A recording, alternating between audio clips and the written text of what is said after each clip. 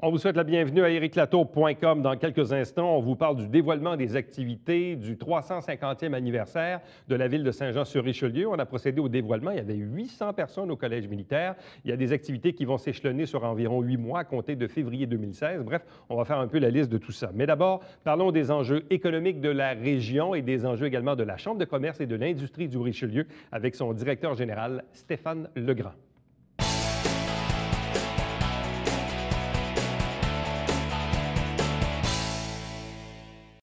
Parlons d'économie, parlons des gens d'affaires dans la région ici via la Chambre de commerce et de l'industrie du Haut-Richelieu avec son directeur général, Stéphane Legrand. Monsieur Legrand, bonsoir et bienvenue. Bonsoir, M. Latour. Tout d'abord, peut-être une réaction peut-être à l'élection récente au niveau du fédéral, parce que quand même, il faut quand même le dire, ça fait longtemps que le comté fédéral de Saint-Jean n'a pas été, comme on dit, du bon bord, donc représenté par un député qui est de la majorité ministérielle à Ottawa. Comment c'est reçu, ça, de la part des gens d'affaires? Écoutez, c'est sûr que l'élection était hier, je n'ai pas sondé le pouls. À première vue, ça nous apparaît positif parce que c'est le fun, je pense, d'être à la table des décideurs une fois par 20 ans. Ça fait très, très longtemps qu'on n'a pas été au pouvoir, donc je pense que M. Rioux aura la chance de faire valoir les points de Saint-Jean auprès du premier ministre, auprès du Conseil des ministres. C'est peut-être quelque chose qui nous manquait dans les 20 dernières années. Bon. Puisqu'on parle d'enjeux, avant de parler des activités de la Chambre au cours des prochaines semaines, parce que, bon, vous avez tenu votre Assemblée générale, il y a différentes activités, je veux qu'on revienne quand même brièvement sur les récentes coupures au CLD, au Conseil économique du Haut-Richelieu. Évidemment, la MRC, le maire Fecteau, qui en est le président, doivent composer avec des subventions qui ne sont plus au rendez-vous. Résultat, on a coupé tout près de 50 des employés. Certains, évidemment, ont beaucoup d'inquiétudes à l'égard du développement économique, du démarrage d'entreprises.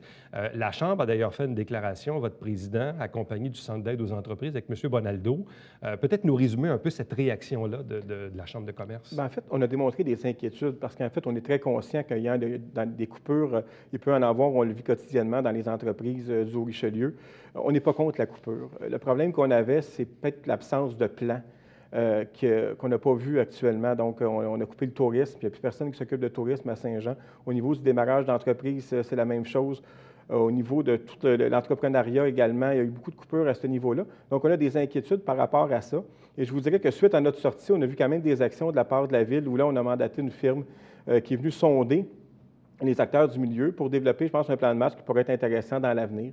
Donc, on voit qu'il y a des actions qui se posent, mais ça va être important que Saint-Jean se positionne correctement parce que les gens alentour de nous, les autres villes, les autres MRC se positionnent actuellement. Il faut être au rendez-vous, nous aussi. Bon.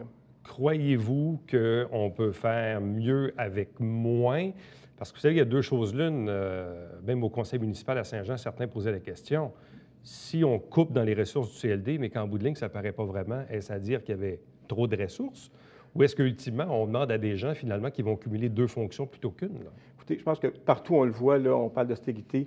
Les gens doivent faire davantage avec moins de ressources. Là, je pense que ce qui va être important, c'est que les acteurs économiques du milieu se regroupent, que ce soit la Ville, le Centre d'aide aux entreprises, la Chambre de commerce, le Conseil économique. Puis on regarde les tâches. Qu'est-ce qu'il y a à faire actuellement? C'est un petit peu ce que le travail que Raymond Chabot, Grant Thornton fait là, dans son mandat. Puis comment on peut répartir mieux les énergies, les efforts, les ressources, parce que chacun a des petites équipes. Il y a quand même beaucoup de potentiel dans le milieu. Il y a des gens d'affaires aussi qui peuvent faire peut-être davantage. Donc, je crois qu'on peut maintenir l'offre de service à un niveau très acceptable malgré les coupures. Bon, donc ça, c'est un enjeu important de redéfinir qui fait quoi à l'égard de l'aide aux entreprises. Oui. Secondo, et ça peut-être même c'était un engagement du nouveau député fédéral de Saint-Jean, Jean Rioux, de compléter l'autoroute 35. Parce que l'autoroute 35, c'est beau, elle est complète jusqu'à Saint-Sébastien, mais il manque quand même un bout pour se brancher avec l'autoroute 89.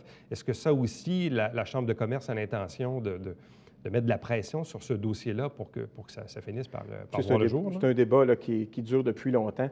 L'année dernière, on a eu le ministre des Transports, Robert Poetti, qui est venu s'engager que d'ici la fin du mandat du Parti libéral, il y aurait eu des annonces de fait au niveau de l'autoroute 35. Donc, on nous a garanti qu'elle serait complétée.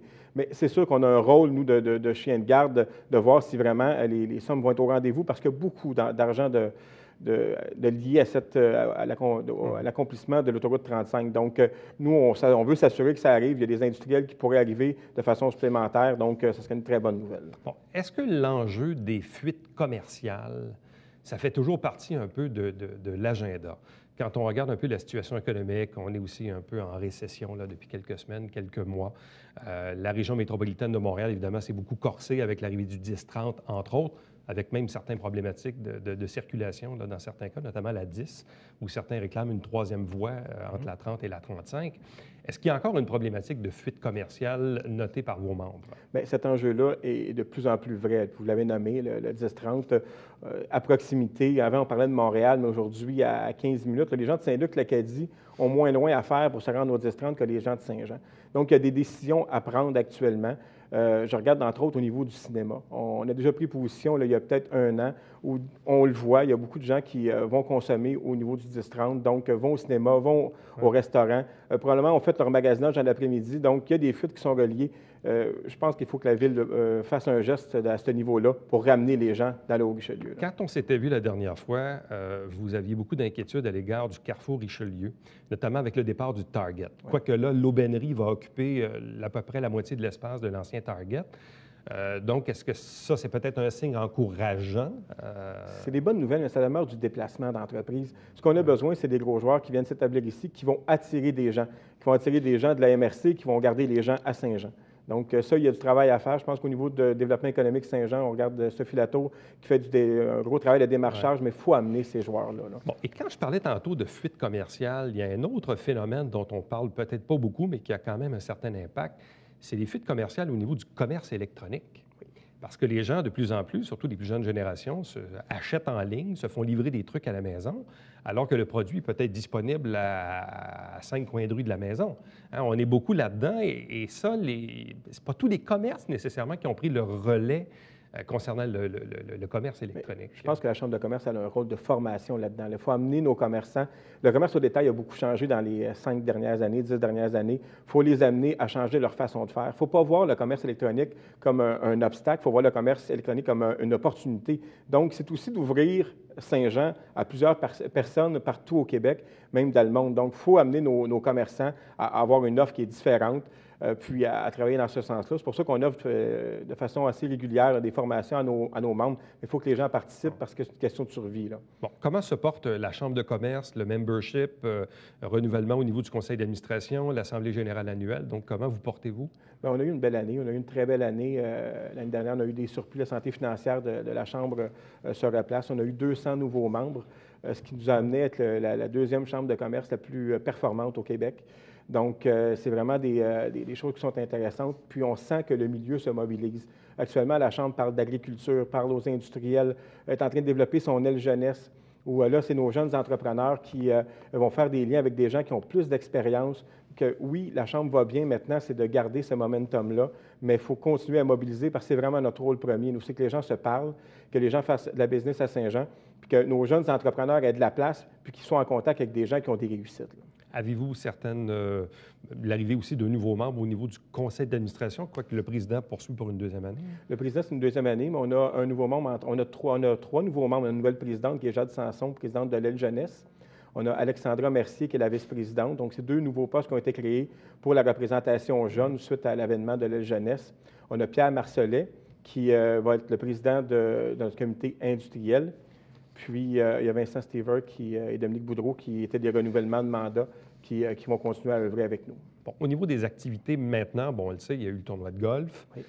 Bien sûr, il y a eu d'ailleurs tout récemment le débat des candidats, Oui. qui est sous forme d'un dîner-causerie. Quelles sont les prochaines activités à l'ordre du jour là, dans les prochaines semaines? J'aimerais revenir sur un événement qu'on a fait également, qui est l'événement de la ferme Bogmans. Vous savez, 70 de notre territoire est agricole dans le Haut-Richelieu. Puis on pense que la Chambre de commerce a un rôle fort important à jouer au niveau de l'agriculture. Donc, on s'est prononcé sur la gestion de l'offre, entre autres, et on a fait un événement à la ferme Bogmans qui a attiré plus de 500 personnes. Donc, des agriculteurs, des gens du milieu, des institutions financières qui sont venus à cette présentation-là. On a eu des économistes qui étaient là pour faire des conférences. Donc, la Chambre veut se rapprocher du milieu de l'agriculture. C'est 300 millions de retombées économiques annuellement. Donc, je pense qu'on a un rôle de positionnement pour l'avenir. Le 19 novembre prochain, on a le général Lafaux, le brigadier général Lafaux, qui est le plus haut gradé des Forces armées canadiennes au Québec. Donc, on le sait, Saint-Jean, ville militaire, on veut vraiment que ce lien se fasse entre les gens d'affaires et la communauté d'affaires. Donc, ça va être un beau signal. J'invite les gens à y participer parce que demain matin, il n'y aurait pas les Forces armées à Saint-Jean ou le Collège militaire. Je peux vous dire que ça serait différent, le paysage économique. Donc, ça va être important de participer à ce dîner-là. Bon, et d'ailleurs, puisqu'on parle de collège militaire, je reviens un peu à mon introduction. Tantôt, je parlais de la 35, mais suite à cette élection fédérale où le nouveau parti élu, et d'ailleurs le député Rioux, ont promis le retour des activités au collège militaire. Donc ça aussi, je présume que c'est un engagement que vous allez suivre de près, parce que si demain matin, on passe de 200 à 600 élèves officiers, bien, le collège militaire va peut-être retrouver sa pleine capacité avec des retombées économiques d'à peu près 40 millions par année. Là. Puis tout le côté universitaire aussi. Donc, Saint-Jean va se positionner comme une ville d'envergure, puis c'est important. Donc, c'est sûr que nous, on va faire des représentations auprès du député, puis surtout que là, on sait, on est près du pouvoir, on est au pouvoir. Souvent, on a reproché d'être passé, qu'il n'y a pas de proximité. Là, on espère que la courroie de transmission va être au rendez-vous. Aviez-vous d'autres invités d'annoncer au niveau des dîners-causeries, mis à part le dîner à vocation militaire? Oui, il y a au mois de décembre, on a Chantal Vaillancourt de Nutri-France, Dominique Boudreau de chez Desjardins, Linda Coage de chez Raymond Chabot, Grant Thornton. Un dîner un peu spécial où ça va être sous forme de période de questions et ça va être le lien entre le comptable, l'institution financière et l'entrepreneur. Donc, c'est la réalité de beaucoup d'entrepreneurs. J'espère que ça va intéresser les gens, puis c'est des gens locaux également. Et qu'en est-il de la préparation du gala?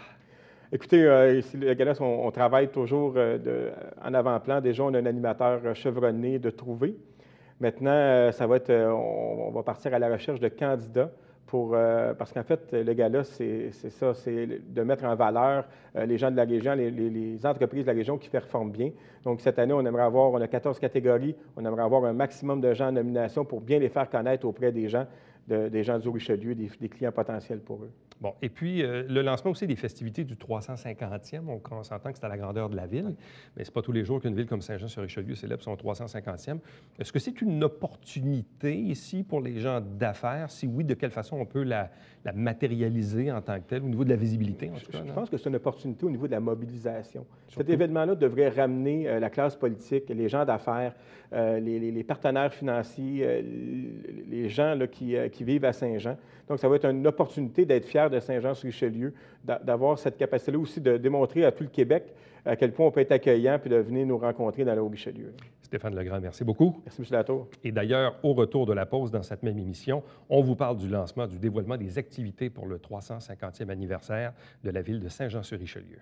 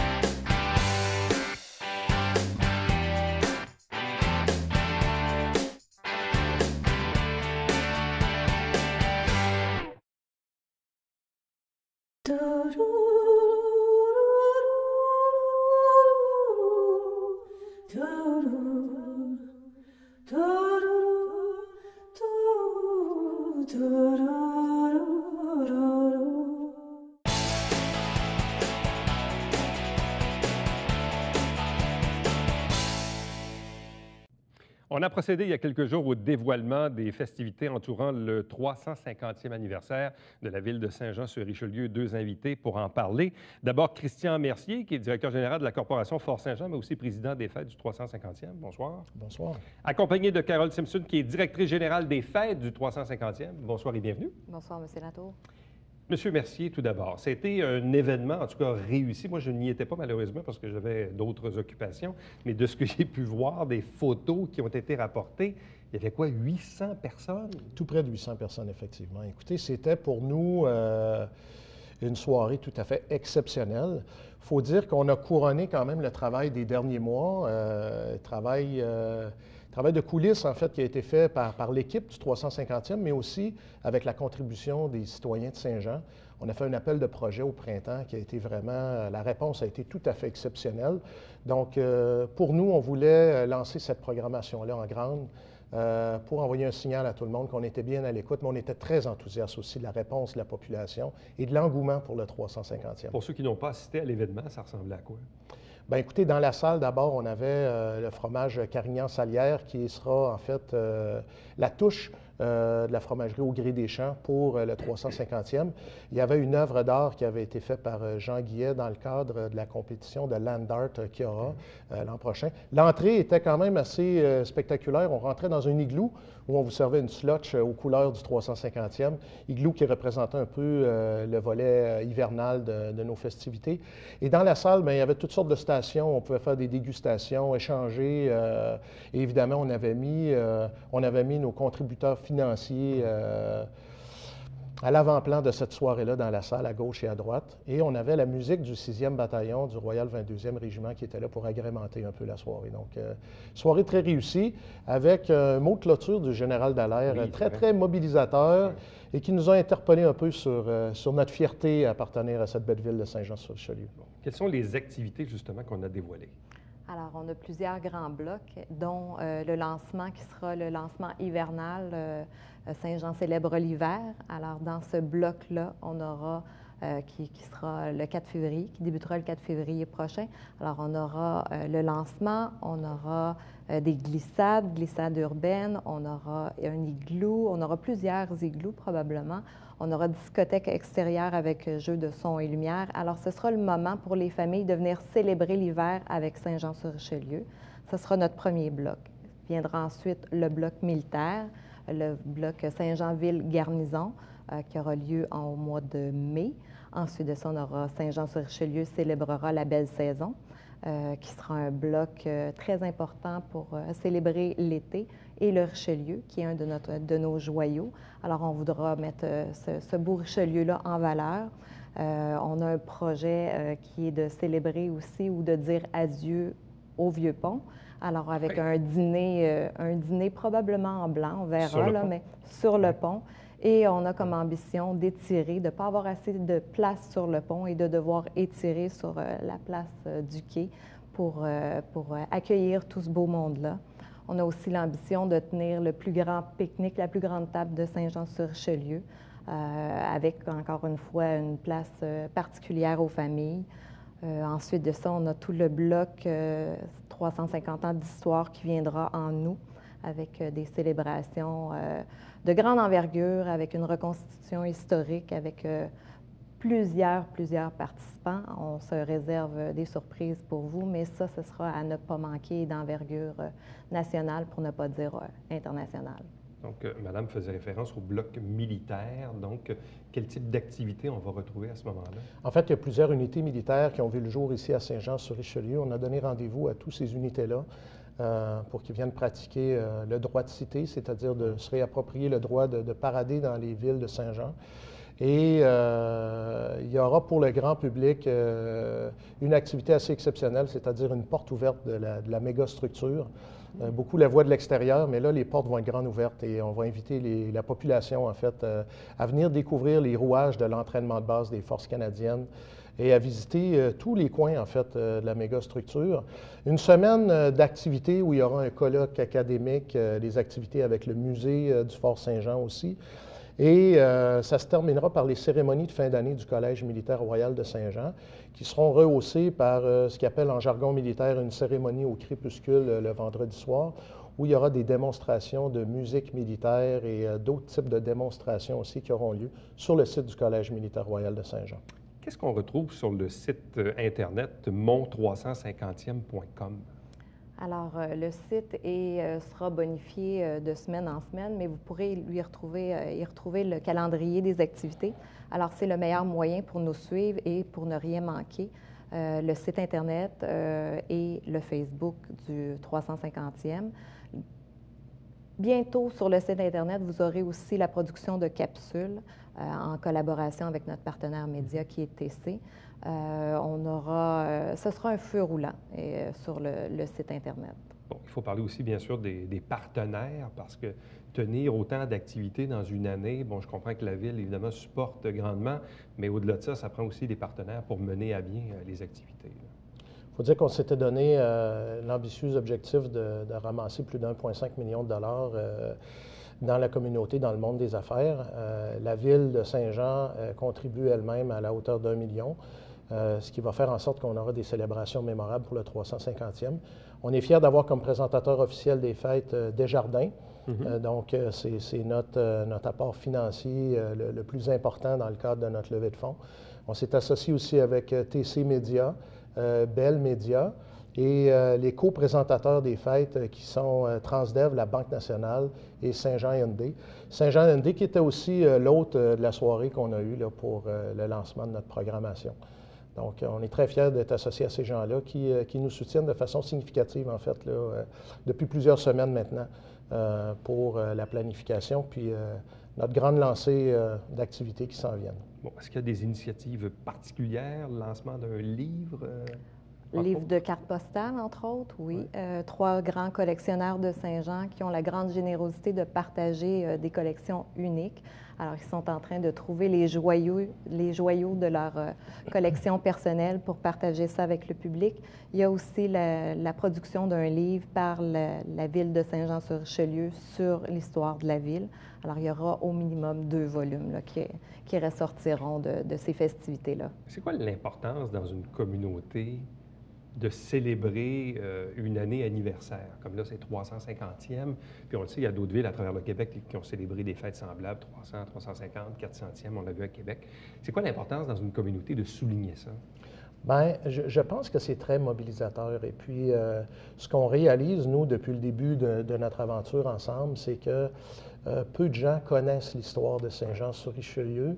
Et en fait, il y a des faits historiques importants qui ont fait en sorte que le Canada est ce qu'il est aujourd'hui, qui se sont passés ici à Saint-Jean. Le général Dallaire disait en concluant dans ses remarques lors du lancement de la programmation, pendant la Révolution américaine, ils sont arrivés à Saint-Paul, ils ont ouvert les portes, puis à Saint-Paul, ils ont dit « Vous pouvez rentrer, pas de problème ». Ils se sont rendus. Ils sont allés jusqu'à Chambly, ils se sont rendus aussi. Mais à Saint-Jean, ils n'ont pas eu du bon temps, là. Oui. Et honnêtement, il y a un engouement profond pour connaître l'histoire de Saint-Jean de la part des citoyens. Nous, on le ressent à peu près toutes les activités qu'on a faites jusqu'à date, là. Et je pense que c'est très rassembleur de célébrer comme ça. Et je pense que ça va raviver tout un sentiment de fierté. Quoique les gens de la région sont très, très fiers, mais honnêtement, je pense que ça va nous amener dans une autre dimension. Et 350 ans, c'est pas rien. C'est pas rien. Et à cet effet-là, on va solliciter tout le monde, hein, parce qu'on a un projet qui, on espère, se réalisera, mais c'est le portrait d'une ville. En fait, on aura une caravane qui va faire la tournée de tous les quartiers, là, de mai jusqu'à tard à l'automne. On veut avoir tout près de 80 000 portraits des citoyens de Saint-Jean, de 0 à 100 ans, puis s'il y en a au-delà de ça, tant mieux, on les veut aussi. On veut immortaliser un grand livre de famille avec des techniques particulières qui vont faire en sorte que ce livre de famille-là, de portraits, aura une durée de vie minimale là, de 200 ans. Puis on veut soumettre ça au livre record des Guinness pour le plus grand livre de famille. C'est une belle initiative, très rassembleur, et je pense que c'est un peu à l'image de ce qu'on essaie de faire aussi. Vous avez parlé en introduction d'appels de projets. Des projets, vous en avez reçus beaucoup. Combien? Est-ce que vous avez une petite idée? On en a reçu plus de 130 projets, petits, grands, dont les porteurs souhaitaient mener à terme le projet ou d'autres qui étaient des idées qui nous étaient lancées. Alors, on a travaillé d'arrache-pied à regarder ça. Les administrateurs ont eu un travail de moine à regarder tout ça, à valider la faisabilité, et ils ont eu aussi des décisions très difficiles à prendre. Alors, c'est jamais de gaieté de cœur qu'on a dû rejeter des projets, mais on essaie de faire en sorte de faire revivre chacune des propositions qui nous a été faites. L'année du 350e, elle se déroule principalement quoi? À partir du 1er janvier 2016? Est-ce que c'est ça le calendrier avec lequel vous travaillez sur les dates historiques? Plutôt le 4 février. Le 4 février, ce sera le lancement. Et ensuite de ça, bien, ce sera un continu jusqu'à environ octobre ou novembre de l'an prochain. Une durée d'à peu près 8 mois, c'est ça? Environ. 8 mois de festivités. Exactement. Parce que je ne veux pas vous poser une question embêtante, mais est-ce qu'on sait dans l'histoire précisément la date de fondation et si oui, ce qui est un fait historique là-dessus? Parce que parfois, c'est un peu flou. Même on parlait avec certains historiens où on avait une référence au Fort Saint-Jean, mais De mémoire, moi, j'ai jamais entendu parler de date comme telle. Ouais, la date précise, honnêtement, ben, vous l'avez mentionné, il y a des débats sur ça. C'est ça, il y a des débats là-dessus. On a plus une période. Ouais, une période. Par contre, c'est sûr qu'on va profiter de 2016 pour faire des capsules historiques, puis aussi signifier certains jalons importants. Là. Donc, il y aura des dates spécifiques là, qui vont permettre aux gens de s'y retrouver un petit peu, là, puis d'avoir des points de repère. Oui, c'est ça. C'est pas évident parfois de retrouver dans les archives dans ces années-là. Donc, le prochain rendez-vous, c'est bien sûr le 4 février pour le lancement des activités. Exactement. Effectivement, en fait, une grosse fête hivernale. On invite les gens à venir nous retrouver ici au centre-ville. Il y aura une panoplie d'activités et on a très, très hâte, en fait, de procéder à ce lancement officiel-là. On vous invite personnellement, M. Latour, puis à cet effet-là, on aimerait vous remettre la tuque officielle des fêtes du 350e. Bien, merci, que vous pourrez porter avec fierté le 4 février prochain. Oui, c'est toujours utile. On va la présenter comme ça ici à l'écran. Bien, merci beaucoup. Donc, bonne chance, bonne continuation. Puis on invite les gens, bien sûr, à se renseigner sur mon350e.com et à participer grandement, bien sûr, à toutes les activités entourant cette célébration. Merci. Merci beaucoup. Restez avec nous, puisqu'au retour, on vous présente notre Babillard quotidien.